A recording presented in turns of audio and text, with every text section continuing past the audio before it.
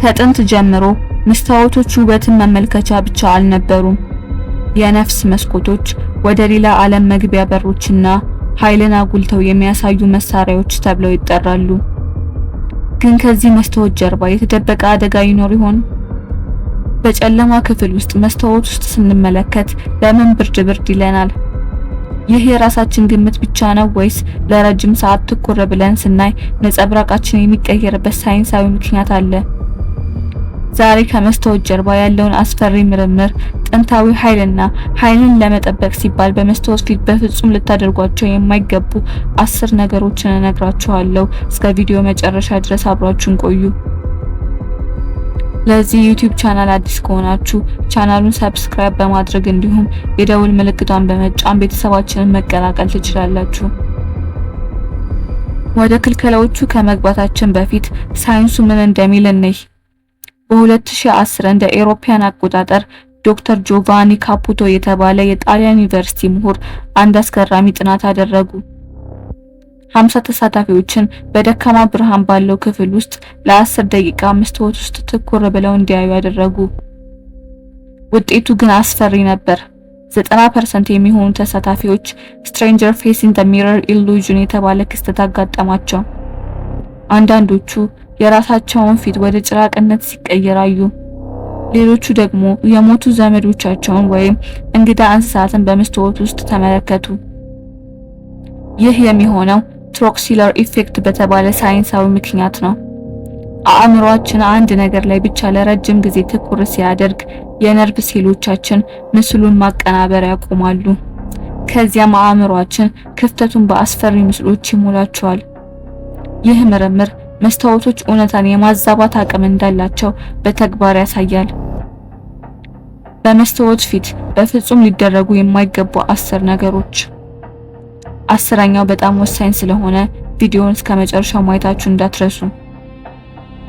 አንደኛ፣ በጨለማ ውስጥ ለ10 ደቂቃ ትኩር ብሎ አለማየት። ሳይንሱ እንደሚያሳየው ይህ ለቅዠት ሃሉሲኔሽን ይዳርጋል።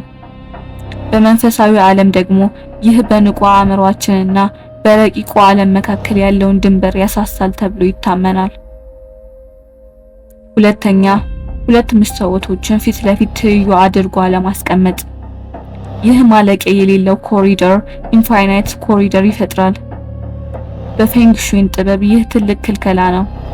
ኃይል ወዲያና ወዲህ እየተላተመ በክፍል ውስጥ እንዲታሰር ስለሚያደርግ በቤት ውስጥ ያሉ ሰዎች የድካምና የግራ መጋባት ስሜት እንዲሰማቸው ያደርጋል። ሶስተኛ፣ እያለቀሱ መስታወት ውስጥ አለማየት። መስታወቶች የኃይል አጉሊዎች ናቸው። እያለቀስክ መስታወት ውስጥ ስታይ ያንን ሐዘንና ህመም መልሰ ወደ ራስህ እያንጸባረክ ነው። ይህም በሐዘን አዙሪት ውስጥ እንድትታሰርና የውስጥ ኃይልህ እንዲቀንስ ያደርጋል። አራተኛ፣ የተሰበረ ወይም የተሰነጠቀ መስታወት አለማቆየት።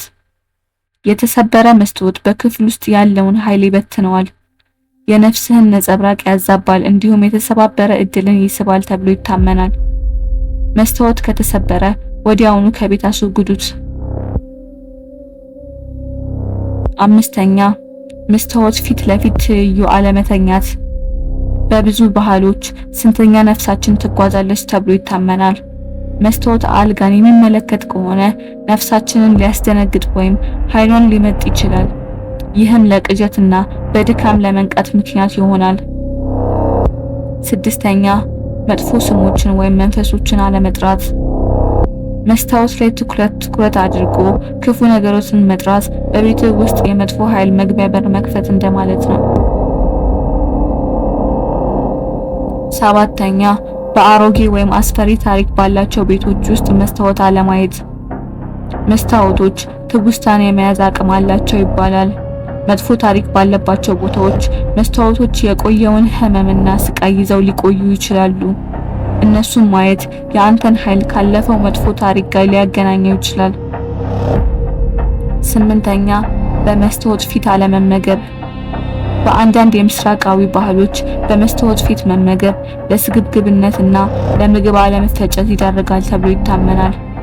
እንዲሁም በህይወትህ ውስጥ የረሃብና የእጥረት ስሜት እንዲኖር ያደርጋል ይባላል። 9ኛ ያለ ጥንቃቄ ምስጢራዊ እይታዎችን አለመሞከር።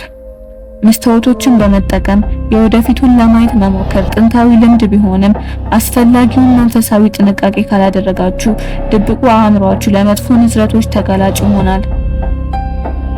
10ኛ መስታወትን ከዋናው በር ትይዩ አለማስቀመጥ።